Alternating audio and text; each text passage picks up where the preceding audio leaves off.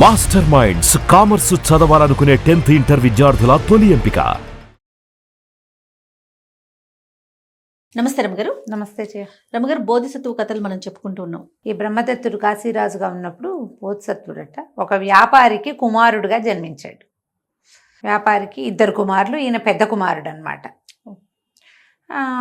వ్యాపారస్తుడు చాలా ఏదో పెద్ద వ్యాపారమే చేసేవాళ్ళు. క్రమంగా వ్యాపారంలో ఏవో నష్టాలు వచ్చినాయి. ఆయన మరణించే సమయానికి ఆయన ఏం చెప్పాడంటే, నాయన, ఈ ఊళ్ళో పెద్దగా మన వ్యాపారం నడవట్లేదు, చుట్టుపక్కల ఊళ్ళల్లో మనం కొంచెం అదుపు పెట్టున్నాం, వాళ్ళందరూ మీకు డబ్బులు ఇస్తారు, వెళ్ళి తెచ్చుకొని తమ్ముడు నువ్వు పంచుకోండి, ఇవి ఉన్న వ్యాపారం కొంత కుంటుపడి ఉందిగా, దాన్ని ఇట్లాగే నడిపించుకోండి, మెల్లిగా ముందుకెళ్తుంది నాయన అని చెప్పాడు. సరే, బోధిసత్వుడు బేసిక్గా ధర్మాత్ముడు. సరే, ఏమైంది, తమ్ముడు తను కలిసి ఆ పక్క ఊళ్ళన్నిటికీ వెళ్ళి డబ్బులు వసూలు చేసి తెచ్చుకున్నారు. ఇలా మా నాన్నగారు కాలం చేశారు, మధు పెట్టిన డబ్బులు ఇచ్చేయండి, మా ఊళ్ళో వ్యాపారానికి మేము ఇది పెట్టుకుంటాము అంటే అందరూ. ఇప్పుడు వీళ్ళ నాన్న కూడా మంచివాడు, అందరికీ మరి మధు పెట్టాడంటే డబ్బు ఇస్తారుగా, మూలధనాన్ని వెనక్కి ఇచ్చేశారు. అదొక్క 1000 వరహాలు వచ్చిందట.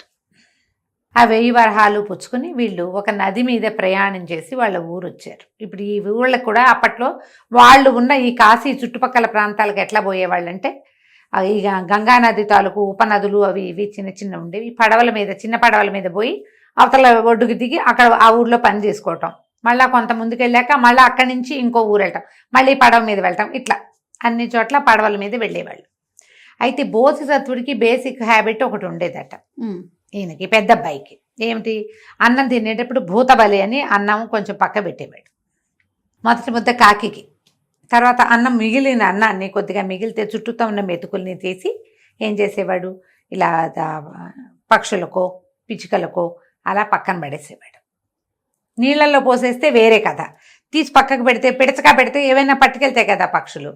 అయితే ఈ చెరువులు నది మీద ప్రయాణం చేసేటప్పుడు ఇతను ఏం చేసేవాడు, సరే జలంలో జలచరాలు తింటాయని తన అన్నంలోంచి ఒక ముద్దని వేసేవాడు. ఇలాగయింది. అయితే ఏమైందట, ఈ ఇంకా ఆఖరి ప్రయాణానికి వచ్చారు, 1000 వరహాలు పోగైనాయి. ఆ రోజు ఉదయం ఎక్కడో చెరువు నది గట్టు మీద కూర్చుని భోజనం చేశారు. భోజనం చేస్తే ఈయన ఏం చేశాడు, తన అన్నం తిన్నాక ఒక గుప్పెడు అన్నాన్ని ఆ చెరువులో ఈ నదిలో వదిలిపెట్టాడు. ఆ నదిలో ఒక జలభూతం ఉందట. సరిగ్గా ఆ సమయానికి అది ఈయన ఎక్కడైతే అన్నం విడిచిపెట్టాడో అక్కడ ఉన్నది. ఆ లోపలికి వస్తున్న ఆహారాన్ని నోరు తెరిచి తీసుకుంది. దానికి లోపలికి వెళ్ళేసరికి ఒక అద్భుతమైన సంతోషము శక్తి కలిగినట ఆ జలభూతానికి. 3 రోజులు 4 రోజులుగా ఇలాంటి కొన్ని మెతుకులు వెళ్తున్నాయి నీళ్ళల్లోకి, రకరకాల జంతువులు తింటున్నాయి. ఇవాళ ఇది నేనే స్వీకరించాను, ఈ మనిషి ఎవరు నాకు ఈ అన్నం పెట్టింది అని చూసుకున్నాడు. చూసింది ఆ భూతం. చూస్తే బోధిసత్వుడు, ఈయన పూర్వజన్మలో చాలా విశేషమైన వ్యక్తిత్వం కలిగిన వ్యక్తి, ఇంకా పుడుతున్నాడు, కొన్ని జన్మలు ఎత్తాలి ఆయన, ఆ ఎత్తిన జన్మల్లో ఒక జన్మగా ఇతను ఎత్తాడని తెలుసుకుంది. అదే సమయంలో వీళ్ళు ఏం చేశారు, అన్నం తిన్నాక పడవెక్కారు. పడవెక్కితే బోధిసత్వుడు ధర్మాత్ముడే కానీ తమ్ముడు ధర్మాత్ముడు కాదు. వాడికి ఏమనుంది, 1000 వరహాలు, ఇప్పుడు 50-50, 500 1000 ఎందుకు కాదు, చాలామందికి ఇలాగే ఉంటుంది. అతను ఏం చేశాడు, ఈ పడవలో ఎక్కేటప్పుడే అక్కడ ఇక్కడ అన్నీ చిన్న చిన్న చిన్న చిన్న గులకరాళ్ళన్నీ పోగేసి ఉత్తరీయంలో మూట కట్టుకుని వచ్చాడు. ఈ పడవ ఎక్కాక చూశాడు, అన్నయ్య దగ్గరున్న డబ్బుల మూట తన దగ్గరున్న మూట సమానంగా ఉన్నాయో లేదో చూసి, ఎప్పుడో ఒకప్పుడు మూటని నీళ్ళలో వేసేసి, ఏమిటి రాళ్ల మూటని వేసి మూట పడిపోయిందని చెప్పాలి, డబ్బుల మూటను తను దాచేసుకోవాలని అనుకున్నాడు. అయితే వీళ్ళు పడవలోకి ఎక్కి నడుస్తుంటే ఆ జలభూతం వీళ్ళ వెనకాలే వస్తుంది. ఆ అన్నం పెట్టిన వాడిని అనుసరించే గుణంతో, ఆహారం తిన్నది కదా మరి, వస్తుంటే ఏమైంది, సడన్గా ఈ నీళ్ళల్లోకి ఒక మూట వచ్చింది. ఆ జలభూతం తలక ఎత్తి చూసింది, ఆ మూట వేస్తున్న వాడెవడో చూసేసింది. అదెవరు, తనకు అన్నం పెట్టిన వాడి తమ్ముడు. వాడి చేతిలో 2 మూటలు ఉన్నాయి, 2 ఉన్నాయి, ఒకటి వేస్తున్నాడు. ఆ జలభూతానికి దానికి లభించిన అపురూపమైన శక్తి వల్ల, అంటే ఈ మహాత్ముడి చేతి అన్నం తినటం వల్ల దానికి వెంటనే ఒక తెలిసింది జ్ఞానం ఏమిటంటే, ఇతను మోసం చేయటానికి పూనుకుని వేస్తున్నాడు అని. అదొక్కసారి నీటిలోంచి ఇట్లా పైకి వచ్చి కిందకు వచ్చింది. పైకి వచ్చేసరికి ఏదో కదలికి వచ్చేసరికి ఇతను కన్ఫ్యూజ్ అయిపోయి డబ్బు మూటని వదిలేశాడు. ఏమనుకున్నాడు, మొదట రాళ్ల మూటను వదిలేసి పోయిందని చెబుదామనుకున్నాడు. అదే అదే కానీ ఆ రెండో పక్కన ఉన్నటువంటి ఆ మూటను ఎత్తి వేసేసాడు. వేసేసాక లబ లబ లబ లబలాడిపోయాడు. అన్నయ్య అన్నయ్య డబ్బులు పడిపోయినాయి, అన్నయ్య చేతిలో నుంచి పడిపోయినాయి అన్నయ్య అనేసరికల్లా మూట పడిపోవడం కొంతమంది చూశారు. పడేస్తున్నట్టు కాదు, పడిపోతున్నట్టుగానే కనపడింది దూరానికి. అది అవునండి ఏదో చేయి జారిపడింది, పొరపాటున పడిపోయింది అన్నయ్య, ఒళ్ళు తూలిపోయింది, కళ్ళు తిరిగినాయి, ఏదేదో చెప్పాడు. బోధిసత్వుడు తమ్ముడిని కావలించుకున్నాడు. పోతే పోయింది నాయన, ఏడబోక పోనీలే. అసలు నాన్న చెప్పకపోతే మనకి డబ్బులు మదుపు పెట్టింది, మనకి ఇంతమంది రైతులు, మనకేం తెలుసు, ఏదో వచ్చావు తెచ్చుకున్నాం, పోనీలే.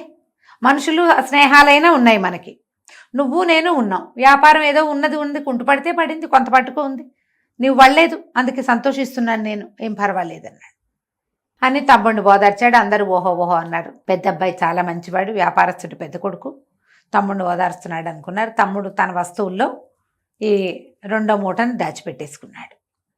ఈ నీళ్లల్లోకి ఎప్పుడైతే ఈ మూట పడిందో ఈ జలభూతం ఏం చేసిందంటే ఒక సొరచేపని ప్రేరేపించి ఆ మూటని మింగు అని చెప్పింది. అది ఆ మూట మింగేసింది, కింద పడిందిగా, ఆ మూటను మింగేసి పొట్టలో ఉంచుకో, తర్వాత చెప్తాను నీ సంగతి అని. వీళ్ళు ఇంటికి వెళ్ళిపోయారు. ఇంటికి వెళ్ళాక తమ్ముడు ఏం చేశాడు, తన ఇంటికి తను చేరిపోయాడు. అన్నదమ్ములు ఇద్దరివి పక్కపక్క ఇళ్ళు. ఇంట్లోకి వెళ్ళి మధ్యాహ్నం సాయంకాలం అన్ని వ్యవహారాలు చూసినాక రాత్రికి రహస్యంగా డబ్బుల సంగతి చూద్దాం అనుకున్నాడు. రాత్రి 11 గంటల వేళ 11ంటికి మూట విభదీస్తే ఏముంది, రాళ్ళు ఉన్నాయి అందులో.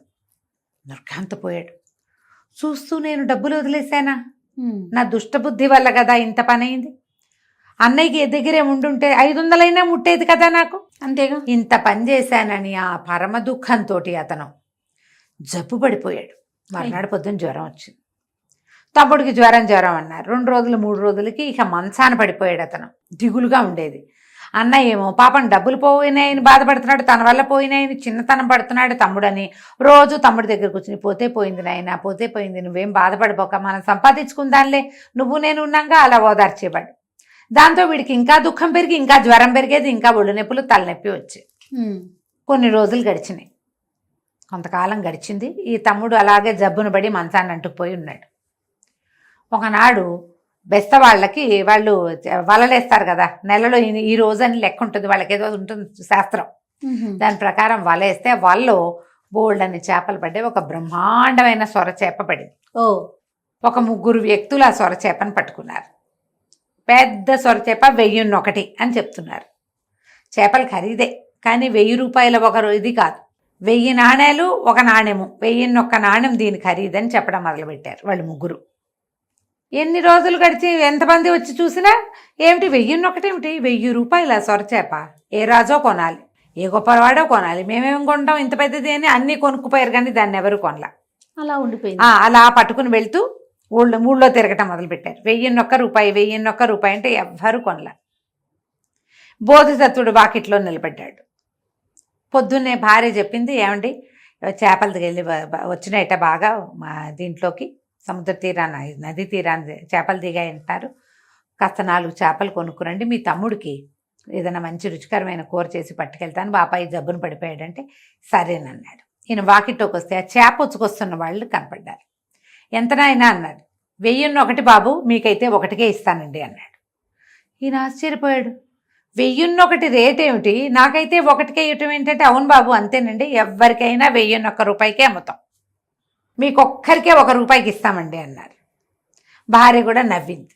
ఈయన 1 నాణ్యమే అంటున్నారుగా, ఇచ్చి తీసుకోండి, మీరు ఎంత మంచి వాళ్ళో వాళ్ళకు కూడా తెలిసిపోయింది, తీసుకోండి సరే 1 నాణ్యం తీసుకొచ్చి ఇచ్చాడు, బంగారు నాణ్యం. వాళ్ళు నవ్వుతూ నాణ్యం పుచ్చుకుని వెళ్ళిపోయారు. 11 గంటల అట్ట అయింది. ఈవిడేం చేసింది, మెల్లిగా కూరకి అంతా ఏర్పాటు చేసుకుని చేపని తరిగి కదా రుద్దటమో ఏదో చెయ్యాలి, దాన్ని తోమిన తర్వాత బూడిద అవి పట్టుకుంది, తోముకుంది. ఆ చేపను కోయటానికి, ఏమండి ఇది మరీ పెద్దది, నేను చేయలేను, ఇంత లావు ఇంత ఉంది చేప, మీరు కొయ్యండి అని. ఆయన ఏం చేశాడు, ఒక పెద్ద కత్తి పట్టుకొచ్చి చేపను కోసేసరికి ఎప్పుడైతే అది ముక్క తెగిందో బలకమని ఆయన దాని పొట్టలో ఎంచి మూట బయటపడింది. ఈయన ఆశ్చర్యపోయాడు. ఇదేమిటి, ఈ మూట మనకు తెలిసిన మూటే. ఓపెన్ చేశాడు. చేస్తే 1000 నాణేలు ఉన్నాయి అందులో. ఆయన పరమాశ్చర్యంతో, ఇది మందే, నూతన చెరువులో పడిపోయిన అది ఆ రోజు నదీ ప్రయాణంలో మా తమ్ముడి చేతిలో నుంచి జారి పడిపోయిన మూట ఇదే, లెక్క పెడితే 1000 వరహాలు ఉన్నాయి. వాళ్ళెవరో జ్ఞానులుగా ఉన్నారు, ఉమ్. వాళ్ళకి ఎట్లా తెలిసింది ఇందులో 1000 రూపాయలు ఉన్నాయని? 1001 ఇచ్చి ఎవడైనా కొంటే వాడి 1000 వాడికే ఉంటుంది. అంతే. ఈ 1000 నాది కాబట్టి నాకు 1 రూపాయికి అమ్మారు వాళ్ళు. ఎవరికైనా ఏం చెప్తున్నారు? 1001 చెప్తున్నారు. ఈ లోపల వారావీర ఆ సందులో ఉన్న వాళ్ళందరూ చెప్పారు, ఈ చేపల బెస్తవాళ్ళు 3 ఈ చేపను 1001 రూపాయి అని మొత్తం ఊరంతా తిరిగారని. ఉమ్. అందరికీ 1001 చెప్పి నాకెందుకు 1కి అమ్మారు అనేది నాకు ఇప్పుడు అర్థమైంది. ఈయన ఆశ్చర్యపోయాడు. ఏదో ఉంది విశేషం, వింత. సరే ఏం చేశాడు, కూర వండించాడు భార్యతోటి. ఉమ్. తమ్ముడికి కూర పంపించాడు. ఈ చెరువులోంచి, అదే నదిలోంచి వచ్చింది కదా, ఈయన ఇంత కూరని గుప్పాడు అన్నం కలిపి పట్టుకెళ్ళాడు నది దగ్గరికి. ఎక్కడైతే వీళ్ళు చేపల వాళ్ళు అమ్ముతారో ఉమ్. నది తీరాన అక్కడికి పట్టుకెళ్ళారు. పట్టుకెళ్ళి ఆ నీటిలో వేసాడు. ఆ ముద్ద వేసేసరికల్లా ఆ జలభూతం లోపల నుంచి బయటకు వచ్చింది. మహానుభావ, నీది చేతన్నం 1 ముద్ద తిన్నందుకు నాకు ఎంతో శక్తి వచ్చింది, జ్ఞానం పెరిగింది, మళ్ళీ నువ్వు అన్నం పెట్టడానికి వచ్చావు అనేసరికి ఈయన ఆశ్చర్యపోయాడు. ఎవరు నువ్వేంటంటే, కొద్ది రోజుల క్రితం నువ్వు డబ్బు పోగొట్టుకున్నాడే రోజు ఉదయం నీ చేతి అన్నం తింటం వల్లే నాకు జ్ఞానం వచ్చింది, ఒక సొరచేపని ప్రేరేపించి మింగించాను, డబ్బు పోగొట్టుకోవటం వల్లే మీ తమ్ముడికి అనారోగ్యం వచ్చింది, కానీ నీ మంచితనం వల్ల నీకు వచ్చేసింది ఓకే అని ఇలాగే ఎప్పుడు భూతదయ కలిగి ప్రాణులకి అన్నం పెట్టే క్రియ ఈ భూతయజ్ఞం ఇది చేస్తూ ఉండని నమస్కారం చేసి జలభూతం వెళ్ళిపోయింది. ఈయన సంతోషంగా ఇంటికి వచ్చి తమ్ముడికి చెప్పాడు, మన 1000 నాణేలు దొరికినాయి, నువ్వేం భయపడకు, చేరుకోదు. అయితే ఆ జలభూతం చెప్పింది, మీ తమ్ముడికి ఇవ్వద్దు, అతను దుష్టబుద్ధితోటే పడేశాడు దాన్ని. ఓకే. అంటే ఈయన నవ్వాడు. సరేనన్నాడు. కానీ ఇంటికి వచ్చాక దాన్ని అతను పాటించలే. మా తండ్రి ఆస్తిలో నాకెంత భాగం ఉందో తమ్ముడికి కూడా అంతే భాగం ఉంది, వాడికి దుర్బుద్ధున్నా సద్బుద్ధున్నా అని 500 నాణేలు తమ్ముడికి ఇచ్చాడు. తమ్ముడి విషయంలో మాత్రం జలభూతం చెప్పింది పాటించలా. కానీ అతను ఎప్పుడు అన్నం తినేటప్పుడు కొంచెం అన్నం పక్కన పెట్టడం మాత్రం ఏనాడు, అంటే ఆ జన్మ చాలించే వరకు మర్చిపోలేదు, మానలేదన్నమాట. కథ కంచికి మనం ఇంటికి. బా అద్భుతంగా ఉందండి. నమస్తే రమగారు. నమస్తే చేయ.